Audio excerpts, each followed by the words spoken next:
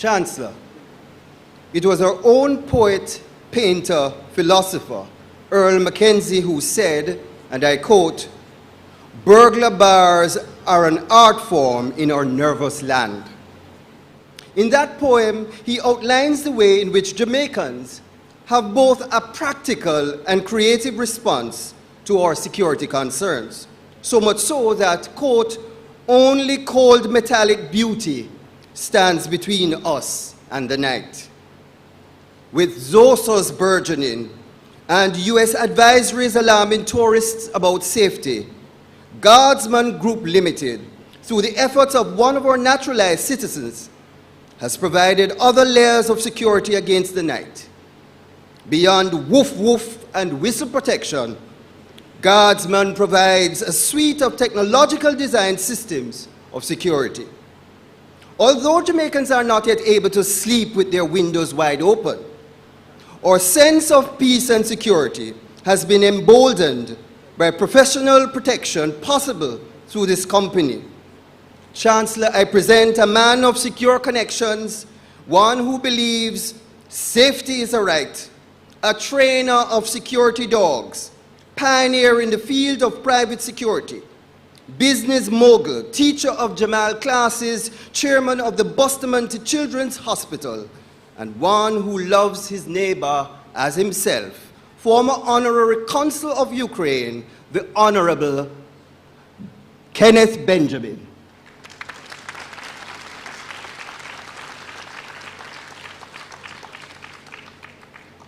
Born at home in Jalpur, central India, under the watchful eyes of his physician grandmother, he grew up in the comfort and the conviviality of an extended family.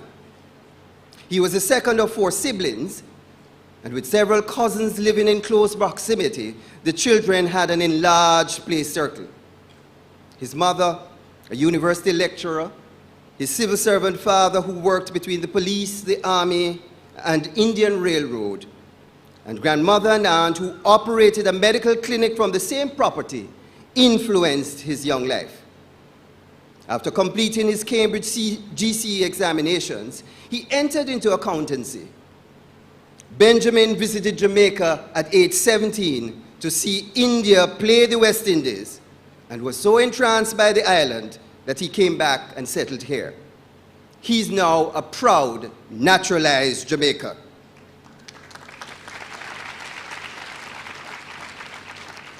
He studied at the College of Arts, Science and Technology and worked as an accountant and auditor before unleashing his entrepreneurial spirit. His story of his entrepreneurial beginning proves, Chancellor, that love and money can go hand in hand. As an animal lover, Kenny used to train dogs and rent them to other companies that needed canine support. This chairman of the Jamaican Society for the Prevention of Cruelty to Animals discovered that the animals were not being appropriately cared for, and he decided to set up his own company for the use of guard dogs in security. The rest, as they say, is business mogul history. As a pioneer in the security business, Mr. Benjamin sought to set the standards and to revolutionize the operations. Consequently, Guardsman was the first to have a central control station and an armed response team. We have all seen the armed response team moving through traffic like one of the essential services or the police. Their swift response is always an assurance that help is on the way. For Benjamin, size matters, and he boasts the biggest fleet of 80 armored vehicles, a workforce of over 8,000 workers, and an ever-expanding group of companies. According to the company's website, Guardsman has mushroomed into 13 companies that focus inter alia on canine training, data security, armed bodyguards, GPS tracking, air courier solutions, personal fitness, farming, landscaping, and pest management. The group has also spread its wings throughout the region into countries such as St. Lucia, St. Vincent and the Grenadines, Barbados, US Virgin Islands, the Bahamas, and Puerto Rico.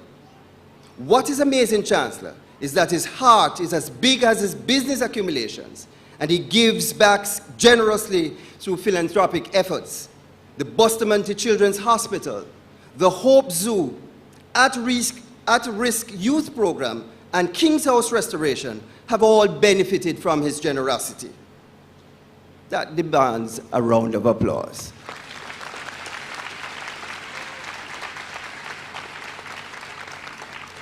Well recognized for his outstanding contribution to his adopted country, he has already received many awards, including the prestigious Order of Jamaica 2013, the Order of Distinction Commander Class 2006, the Jamaica Observer Business Leader for 2004, Paul Harris Medal by the Rotary Club of Kingston, Bharatiya Diswas Salmon Award from the President of India for non-resident Indians who have contributed to arts, culture, and business, Ernst & Young Caribbean Entrepreneur of the Year 2003, the Bakshian Medal from the Royal Horticultural Society of England 2004, and an honorary degree from the University of Technology. Chancellor, let us consolidate his Jamaican citizenship by offering him the rites of passage to the entire Caribbean region through a UWI degree. By the authority vested in you, by the Council and Senate of the University of the West Indies, Chancellor, confirm on the Honorable Kenneth Sushil Benjamin the degree of Doctor of Laws honoris causa.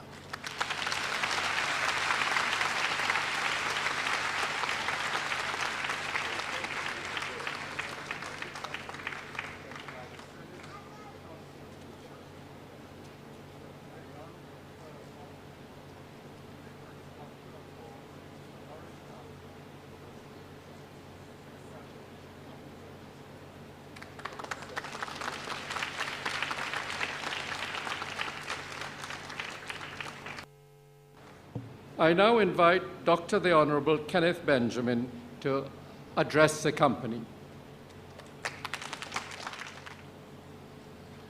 Good morning. Chancellor and Ms. Usha Maharaj, Vice Chancellor and Lady Beckles, Sir Kenneth Hall and Lady Hall, Dr. Wickham McNeil, who's supposed to be here, who's also my brother-in-law, by the way. He's absent. His son is graduating as we speak from UTech in dentistry. But Mrs. McNeil, my sister, is here to represent him. Former Principal, Monocampus, Professor Elsa Leorini. Honorary graduates, me, Lloyd Williams. Members of the Diplomatic Corps, office and members of the university community, members of the UWI Global Partners from SUNY, graduating class of 2018, distinguished ladies and gentlemen. I'm actually very honored to speak on behalf of my fellow honorees for the award that we have received today. We thank the University of the West Indies for this significant act of recognition.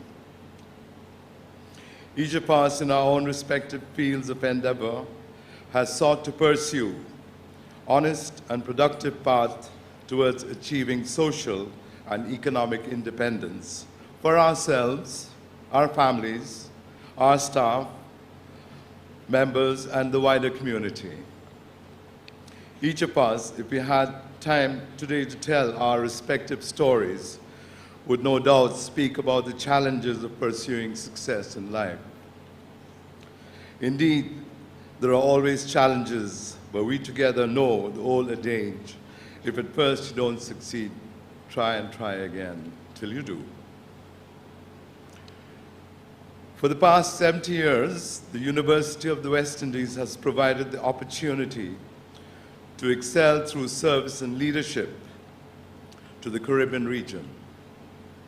I pay homage to the university itself, its distinguished leadership over the years for demonstrating that indeed the institution serves our best due to the fact that it is familiar with our history as a people, our customs, our idiosyncrasies, and our genetic environment.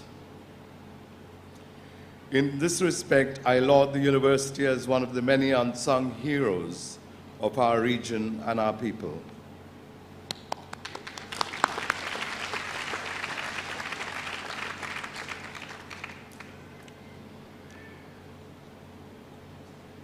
This university has given the region and the world many leaders in the areas of politics, academia, medicine, finance, trade unionism, the legal fraternity, our arts, culture, and more importantly, helped greatly in commodification of the people of our region. Like in Jamaica, we say, "Me a somebody, you know." The university has been a pivotal force in every aspect of Caribbean development, residing at the center of all efforts to improve the well-being of our people. Their emphasis on social justice and economic transformation of the region is highlighted through the distinguished caliber of graduates annually. We have come to depend on the leadership of UWI to provide its students with higher education required to make strides and cement our mark on the global marketplace. To the entire hierarchy and staff, I say, continue being that fundamental dynamism which serves your institution 7 priority focal areas. As the most outstanding higher education provider in the Commonwealth Caribbean, I'm pleased that the University of the West Indies takes into account the environmental issues, health and wellness, gender equality, and of critical importance, innovation. Let me tell you a story to the graduating class. One day, a young boy who could not afford school was picked up by a teacher, and she started to teach him free of cost because he couldn't afford to go to school. The same little boy was praying to God, and he asked, "God, who should I really worship, my teacher or you?" God replied, saying, "What type of a question is that?" And the boy replied, "God, if it wasn't for my teacher, I would know who you are." Thankful to your lecturers, your professors, they brought you to this stage. Graduates, your professors have armed you with the most powerful weapon on earth, a weapon of mass instruction.